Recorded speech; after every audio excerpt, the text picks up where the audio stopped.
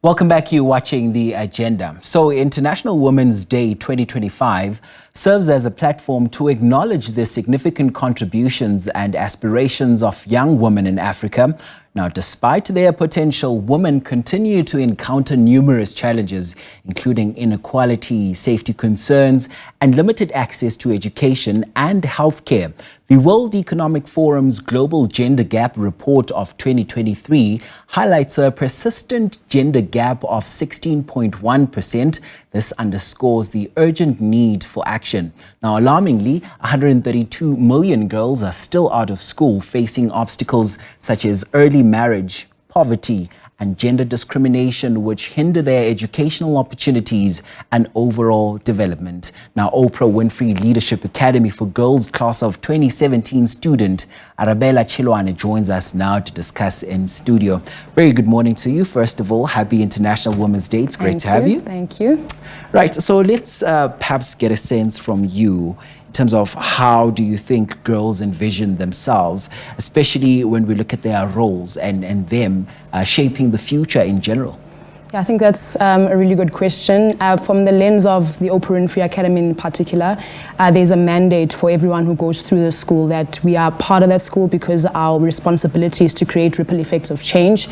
I think one of the ways that we envision shaping the continent is effectively participating in the economy and discourse and shaping the policies that basically will help us figure out what Africa needs to look like. For me in particular, I have a passion for people. I am passionate about trying to figure out how do we ensure that people have the most basic needs and are returned to human dignity. So I aspire to be like a paradigm shifter where, you know, we can unlock, we can protect, and we can accelerate the potential of Africa and her people. And what you're saying right now makes me think that you are quite equipped as boots on the ground as well, because you speak about community upliftment and community empowerment. Let's talk about the work that you are doing as a young woman and maybe share some of the challenges that you encounter on the day-to-day. That's fair. So for me, just for a bit of background, I have a chemical engineering background and I'm currently in management consulting. So in terms of the day-to-day and community work on the ground, I'm not too involved in that aspect. But there has been involvements even from the OLEC side to ensure that, you know, how do we continue to empower people and women on the ground. I think some of the main challenges women face right now, are around gender-based violence and trying to figure out how we get over that scurve, and then unemployment as well as a big one, ensuring that we have equal access to economic opportunities.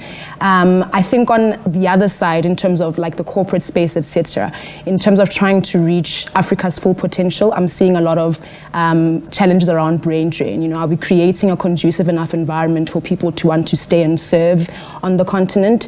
It doesn't always look like that, so we get a lot of sort of high impact talent moving out of the continent to seek opportunities elsewhere. And here's the thing, I think just before we had you on, we had Dr. Asha, who was also talking about some of the challenges that are faced by women, particularly when we look at the executive space and in their respective workplaces. What do you as a young person think would be some of the solutions to be proposed? Say, for instance, we were to ensure that women are equally empowered on the day-to-day, and not just on the work front, but on every facet and aspect of their lives on the day-to-day? That's a really good question. I think the first thing that needs to happen is we need to ensure that the people who are most affected by these issues are on the table when discussions happen. A lot of the times you find that we transplant policies from sort of a global lens or whoever's in the exec, and we sort of execute as women. We need to be at the forefront of the discussions because I think we understand our challenges the most. That's one of the ways. And I think we just need to sort of be braver and more disruptive in the workplace around, you know, having really honest conversations about how are we impacted on a day-to-day basis, and then how can we include the whole population, not just women, how can we include allies as men, etc., to be a part of the conversation and have it be a sustainable conversation as well, not a once-off event on like International Women's Day. And I say I also just digressed a bit because I was actually enjoying your insights on this. I want us to bring it back to another important layer, and that is the layer and dynamic of education, which is a very important tool, right? I want to hear from you, what role do you think education plays in shaping and molding these young women to become better people and also navigate or better navigate the societal challenges that they face? Yeah, I think education is unparalleled, it's unmatched, especially in a country like South Africa with the inequality that we have. This is the type of place where education is probably one of your only means to escape the cycle of poverty, and this is something that I've experienced personally. I think education provides us the means to participate effectively in the economy, participate effectively in discourse, participate in figuring out how do we critically think through some of the problems that we have and how we solve them.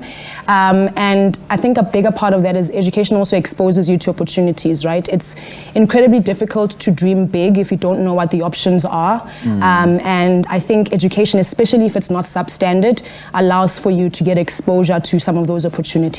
And just how has being at the school shaped and molded and shifted perhaps also your sense of purpose and confidence and your abilities to continue navigating life in general as well as other areas of your life? Being at the school was a life-changing experience. I know for sure that I would not be where I was if it wasn't for that school. I think one of the ways that it shaped where I am right now and shaped the way I think about purpose is, if you think about it, schools are the microcosms of the communities that they're in. So Olag is so far away, it's in a secluded area. You almost have an undistracted opportunity to discover what you want to be, and more than that, to discover how you want to be that. So I think that's where I realized that, you know, even though it's idealist, you can be whatever you want to be, genuinely. And we were in an environment that continuously instilled values around, you know, you are not doing this just for yourself. Like, to whom much is given, much is required. So how are you using the values around integrity? How are you using discipline to make sure that you are enabled to be like the future leaders of South Africa, of the continent, etc.? So it's a school that was really intentional about exposing us to opportunities, intentional about removing some of the voices that we would have typically grown up with that would have sort of hindered our potential.